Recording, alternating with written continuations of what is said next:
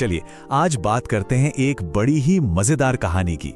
ये कहानी है उस प्यारी और नटखट बिल्ली की जो हमारे घरों में रहती है।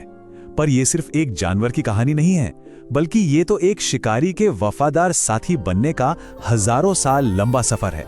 तो सवाल ये उठता है कि ये जो छोटा सा जीव है जो हमारे सोफे पर ऐसे आराम फरमाता है मानो घर का मालिक वही हो, ये आखिर आया कहां से, इसकी शुरुआत हुई कैसे? चलिए इसी सवाल का जवाब ढूंढने के लिए वक्त में बहुत पीछे चलते हैं। हमारी कहानी शुरू होती है एक पुराने शिकारी से। ये आज वाली बिल्ली नहीं है, नहीं, बल्कि ये है उसका एक बहुत बहुत पुराना और खतरनाक पूर्वज जो लाखों साल पहले इस धरती पर घूमता था। जरा सोचकर देखिए, एक ऐसा शिकारी जो बिना कोई आवाज किए पेड़ों पर चढ़ जाता था, रात के घने अंधेरे में चुपचाप अपने शिकार पर नजर रखता, और उसकी फुर्ती अरे बिजली जैसी तेजी थी जिसके आगे किसी का बचना लगभग नामुमकिन था। वक्त के साथ ये शिकारी और भी माहिर होता गया। तो ये सफर बहुत ही लंबा था।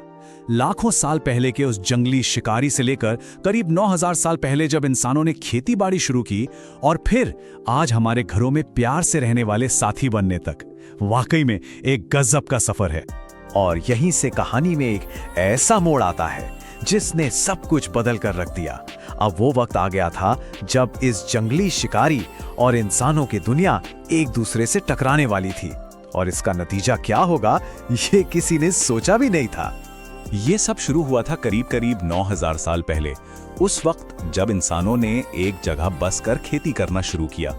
बस इसी एक बदलाव ने सब कुछ बदल दिया।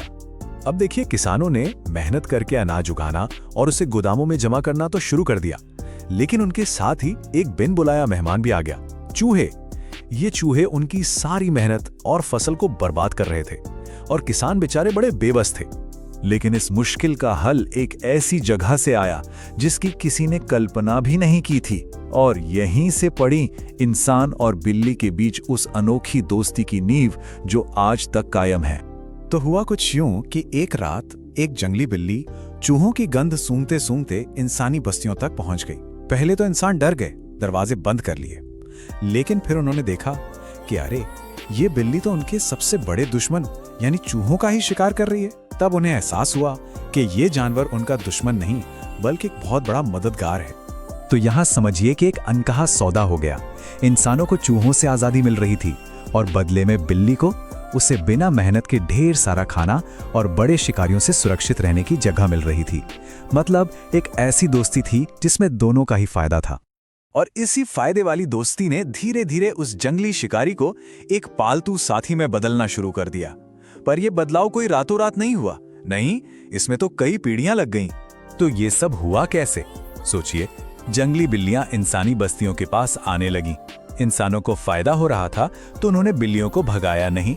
फिर बिल्लियों ने वही बच्चों को जन्म दिया। अब ये जो नई पीढ़ियां थीं, ये तो इंसानों को देखते देखते बड़ी हुई, तो जाहिर है वो उनसे कम डरती थीं। और बस धीरे धीरे यही बिल्लियां दुनिया की पहली पालतू बिल्लियां बनी। और सबसे मजेदार बात पता है क्या है? इंसानों ने बिल्लियों को पालतू नहीं बनाया, बिल्लियों ने खुद को ही पालतू बना लिया। और अब हम आते हैं कहानी के उस हिस्से पर जिसे हम रोज देखते हैं, मतलब हमारे घरों में रहने वाली आज की पालतू बिल्ली। लेकिन सबसे हैरान करने वाली बात यह है कि हजारों सालों के बाद भी हमारी वो प्यारी सी मासूम सी दिखने वाली बिल्ली के अंदर आज भी उसके जंगली पूर्वज की आत्मा जिंदा है। वो आज भी एक शिकारी की तरह ही सोचती है और बर्ताव करती है। जब भी बिल्ली किसी खिलौने के पीछे दबे पांव जाती है या अचानक तेजी से उस पर झपट्टा मारती है, तो वो सिर्फ खेल नहीं रही होती, वो अपने अंदर के शिकारी को बाहर निकाल रही होती है। उसका वो खामोशी से चलना, उसकी बिजली जैसी फुर्ती, ये सब उसी प्राचीन शिकारी की विरासत है जो आज भी उसके खून में दौड़ती है। तो आखिर में ये कहानी हमें सोचने पर मजबूर कर देती है। एक खूंखार जंगली शिकारी ने वक्त के साथ खुद को बदला और इंसान का एक बेहतरीन दोस्त बन गया। ये कहानी हमें शायद यही सिखाती है कि कभी-कभी सबसे अप्रत्याशित रिश्ते ही सबसे गहरे और सच्चे साबित होते हैं।